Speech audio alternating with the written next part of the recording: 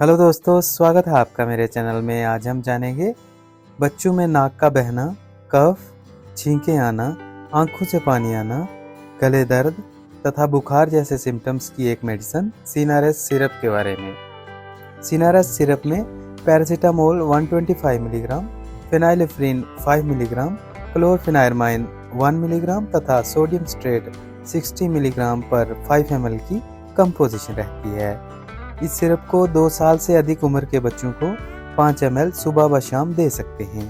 दवाएं से जुड़ी ऐसी और जानकारी के लिए मेरे चैनल को सब्सक्राइब कीजिए।